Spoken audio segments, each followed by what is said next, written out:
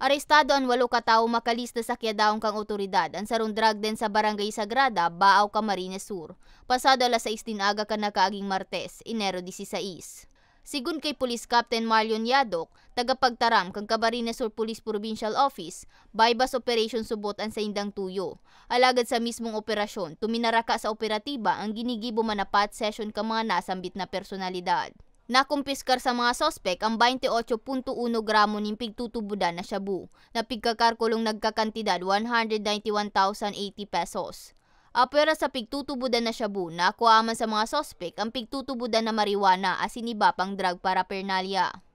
Nananawagan din po kami, sana po matigil na itong ganitong mga transaksyon ng droga, paggamit ng droga. Kasi kung walang gagamit ng droga, wala namang magbebenta. Kaya yun po yung pinakaan natin. Aside from drug operation, sinasamahan na rin po natin ng drug education. Dugang pa kan tagapagtaram, padagos pa sa indang ginigibong pagsusog sa mga nakatakas pang sospek. Hinihingi pa rin po natin yung patuloy na kooperasyon po ng ating mga